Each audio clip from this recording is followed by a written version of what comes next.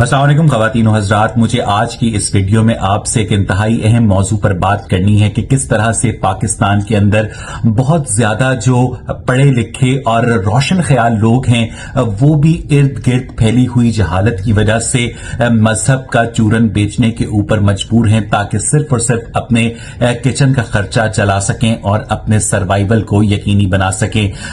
पिछले दिनों मेरी नजर से इरफान असगर साहब की एक पॉडकास्ट गुजरी जिसमें उनके मेहमान थे नजीर अहमद गाजी। इरफान असगर साहब मेरे बहुत मोहतरम हैं और मेरी इस वीडियो का मकसद हरगिज उन पर एक आयोटा की भी तनकीद करना नहीं है, क्योंकि वो मुझे फोन करके डांट भी सकते हैं। वो दुनिया टीवी में हेड ऑफ प्रोग्रामिंग थे और मुझे याद है कि जब भी वो अपनी प्रोग्रामिंग ग्रिड तरतीब दिया करते थे तो उनके हाथ में एक हार्ड बॉल हुआ करता था क्रिकेट का, जिसे वो ऐसे ऐसे अपने थॉट प्रोसेस को मुर्तकिज करने के लिए इस्तेमाल किया करते थे। और जिन दिनों वो अलिफ टीवी लॉन्च कर रहे थे तो उन्होंने मुझसे फोन पर कुछ आइडियाज भी डिस्कस किए थे कि वो किस तरह से साहिल अदीम से मेरी गुफ्तगू करवाना चाहते हैं ताकि एक लेफ्ट और राइट की जो गुफ्तगू है वो पाकिस्तानी मुआशरे में हो सके। लेकिन आप लोगों को मालूम है कि किस तरह से पाकिस्तानी सोसाइटी इतनी ज्यादा पोलराइज्ड हो चुकी है कि वहां पर कोई भी कमर्शियल वेंचर जो है इस किस्म की एक्टिविटी का मुतहम्मिल नहीं हो सकता। और अर्ली 2011 के बाद से जियो टीवी ने भी इस तरह की प्रोग्रामिंग करना बंद कर दी थी। और मुझे इस वीडियो बनाने का मकसद हरगिज भी इरफान असगर साहब से कोई शिकायत नहीं है। मैं इरफान असगर साहब का बहुत एहतराम करता हूं, बल्कि मैं इरफान असगर साहब का शुक्रिया अदा करता हूं कि उन्होंने ये पॉडकास्ट करके किस तरह से एक रिलीजियस सेगमेंट को आश्कार किया है, एक्सपोज किया है। उनके जो पॉडकास्ट के मेहमान थे उनका नाम गालिबन नजीर अहमद गाजी था। मुझे नहीं पता कि इस शख्स ने जहालत की पीएचडी कहां से हासिल की है, लेकिन जिन लोगों के ये नाम गिनवा रहा था वो अपने जमाने के जोहला और इस वक्त करंट ईरा के भी जोहला की फहरिस्त में शामिल होते हैं। नजीर अहमद गाजी साहब ने इस पॉडकास्ट में जिक्र किया कि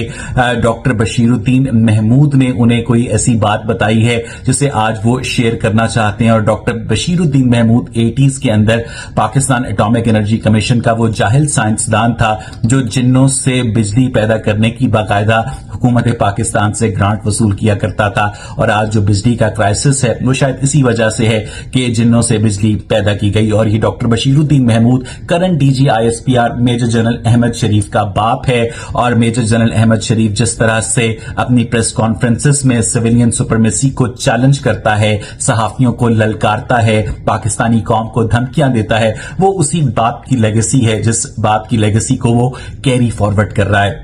नजीर अहमद गाजी ने इस पॉडकास्ट में जो कि इरफान असगर साहब ने रिकॉर्ड की एक बड़ा ही अजीबो गरीब और दिलचस्प दावा किया कि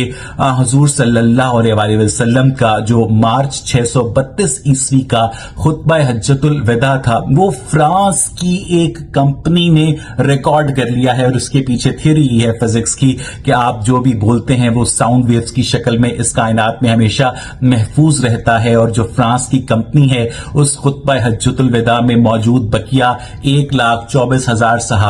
सहाबा की जो वॉइसेस हैं उन्हें फिल्टर आउट कर रही है। और 2030 में ये खुतबा हज्जतुल विदा जो है वो रिलीज कर दिया जाएगा। और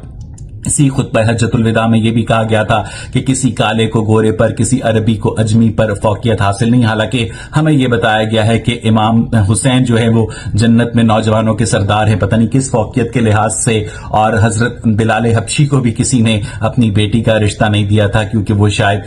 स्याह फाम थे। बहरहाल मेरी ये बहस का आज का मौजू नहीं है। मैं इस बात को पॉइंट आउट करना चाहता हूं कि इन साहब ने किस तरह से एक जहालत का चूरन बेचते हुए लोगों को यह बताया कि जो खुतबा हज्जतुल विदा है वो न सिर्फ रिकॉर्ड कर लिया गया है बल्कि जिसके पास मुंह मुबारक होता है, हुजूर सल्लल्लाहु अलैहि वसल्लम के बाल होते हैं, वो खुद ब खुद बढ़ते रहते हैं। मुझे नहीं पता कि खुद ब खुद बढ़ने वाला जो बाल है वो फलस्तीनी बच्चों की इसराइली बमबारी से हिफाजत कर सकता है या नहीं, या इस दुनिया से भूख अफलास का, कैंसर, एड्स का, जलजले कहत का खात्मा कर सकता है नहीं, लेकिन वो बाल बहरहाल बढ़ता है। तो नजीर अहमद गाजी साहब, आपसे मैं ये पूछना चाहता हूं कि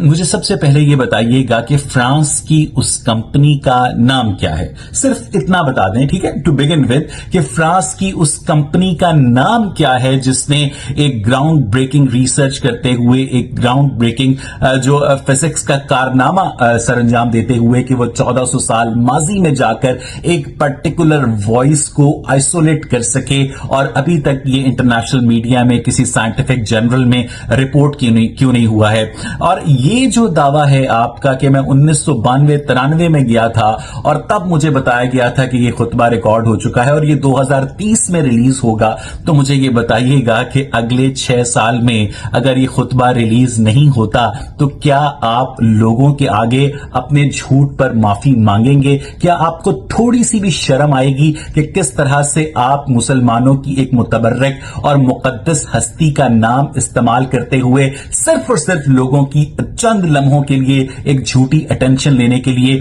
इस तरह की बातें करते हैं? मुझे लगता है कि इन साहब का, जिनका नाम नजीर अहमद गाजी है, इन पर बाकायदा तौहीन रिसालत का मुकदमा दर्ज होना चाहिए कि किस तरह से ये हुजूर सल्लल्लाहु अलैहि वसल्लम से झूठी बातें मंसूब करते हैं सिर्फ और सिर्फ उनके फॉलोअर्स को अट्रैक्ट करने के लिए। मैं आज दावे के साथ कह सकता हूं कि इरफान असगर साहब ने अपनी पॉडकास्ट में जिस शख्स नजीर अहमद गाजी को बहुत ही कमाल तरीके से एक्सपोज किया है कि किस तरह से वो कह रहा है कि खुतबा हज्जतुल विदा को फ्रांस की एक कंपनी ने रिकॉर्ड कर लिया है, तो मुझे वो रफीक अख्तर साहब याद आ गए जो कि गवर्नमेंट कॉलेज में बैठकर बोंगियां मारा करते थे कि 345 साल बाद कयामत आ जाएगी।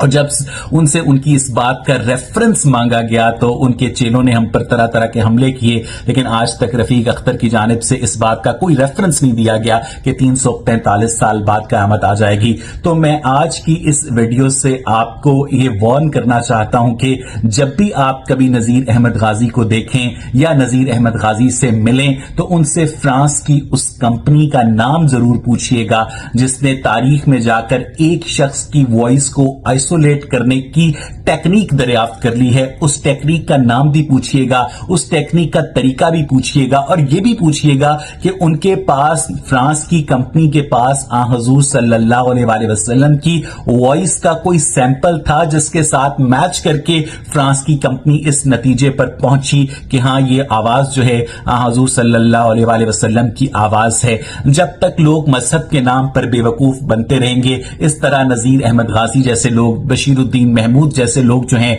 आप लोगों को बेवकूफ बनाते रहेंगे। तो खुदारा अपने आप को कम से कम इस हद तक सोशली, साइंटिफिकली, कल्चरली अलर्ट जरूर रखिए कि नजीर अहमद गाजी जैसे लोग जो हैं बार बार आपको मामू न बना सकें। मैं ये जो खुतबा हज्जतुल विदा की तारीफें बयान कर रहे हैं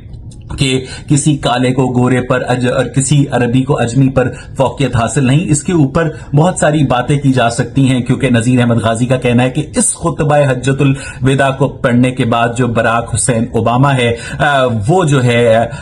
अमेरिका का सदर मुंतखब हुआ, क्योंकि हुजूर ने यह कहा था कि किसी काले को गोरे पर और किसी अरबी को अजमी पर फौकियत हासिल नहीं। तो मुझे नहीं पता कि नजीर अहमद गाजी साहब ने शायद अमेरिका की तारीख पढ़ी है या नहीं, जिस तरह से यहां पर एक पीरियोडिक जिद्दोजहद के नतीजे में यहां पर जो अफ्रीकन अमेरिकन हैं उन्हें जो हकूक मिले हैं उनका इस्लाम से कोई ताल्लुक नहीं है। बहरहाल एक और बोंगी, एक और चवल, एक और हमाकत जो है पाकिस्तान के लोगों को मुबारक हो नजीर अहमद गाजी साहब की शक्ल में।